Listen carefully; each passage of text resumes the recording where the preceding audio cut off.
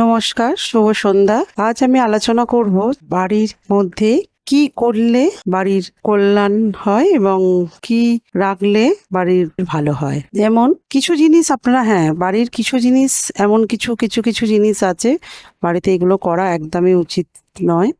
ওগুলো আপনারা একদমই করবেন না, কারণ কিছু নেগেটিভ তার মধ্যে এগুলো মানে থাকে। যেমন আমরা রাত্রির বেলা খাওয়া দাওয়ার পর কিছু মানুষ আছে এঁটো বাসনপত্র ফেলে শুয়ে পড়ে, মানে সকালে উঠে ওই এঁটো বাসন তারপরে পরিষ্কার করে, কিন্তু এগুলো একদমই উচিত না। ঘরের পক্ষে একদমই এটা শুভ নয়। এঁটো বাসন তো রাখা তো একদমই উচিত না। আপনারা পারলে এঁটো বাসন রাত্রিবেলা মেজে রেখে, এমনকি গ্যাসের যে ওভেন যেখানে রান্না করা হয়, অনেকে অগোছালো ভাবে সমস্ত কিছু এঁটো কাটা পড়ে রইলো, থাকলো, ওরা আবার সেগুলো পরের দিন সকালবেলা পরিষ্কার হলো, কিন্তু এগুলো বাড়ির জন্য একদমই ভালো নয়।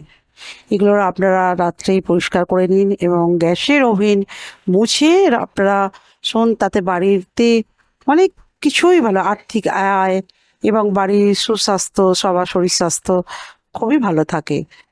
এগুলো বাড়িতে এগুলো অনাচার করা একদমই উচিত নয়। অনেকে আছে খাওয়া দাওয়া খাবার নিয়ে বিছানায় বসে খাওয়া দাওয়া করে, সেগুলো একদমই ঠিক নয়। বিছানার মধ্যে বসে বসে খাওয়াটা একদমই উচিত নয়, কারণ এতে কি বলবো, গৃহের অকল্যাণ। আপনারা নির্দিষ্ট জায়গা, যেখানে যাই হোক, ডাইনিং টেবিল যাদের থাকে বা মেঝেতে বসে খাওয়া দাওয়া করুন, সেটা মুছে নিলেন, সেটা বাড়ির পক্ষে অনেকটাই ভালো, কিন্তু বিছানায় বসে একদম খাওয়া দাওয়াটা করা উচিত নয়।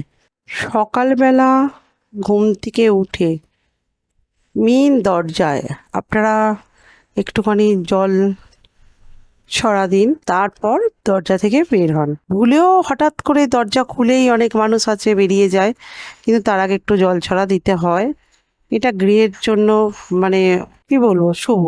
বৃহস্পতিবার দিনটিতে ভুলেও কখনো ঝুল ঝাড়বেন না। অনেকে আছে কোনো দিন না দেখেই বৃহস্পতিবার ঝুল ঝাড়ু নিয়ে ঝুল ঝাড়ে, এতে গৃহের পক্ষে একদমই ভালো নয়। আপনারা চেষ্টা করুন বৃহস্পতিবার ও শনিবার এই দুটি দিনকে অ্যাভয়েড করে ঝুলটা ঝাড়ার চেষ্টা করুন।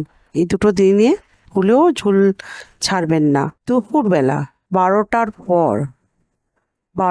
পর কখনোই ঝুল ঝাড়াটা উচিত নয়। সেটা বাড়ির পক্ষে, গৃহের পক্ষে একদমই শুভ নয়। যেটা আপনারা ঝুল ঝাড়াঝাড়ি ব্যাপারটা আপনারা চাইলে 12টার আগেই মিটিয়ে নিন, এটি বাড়ির জন্য ভালো।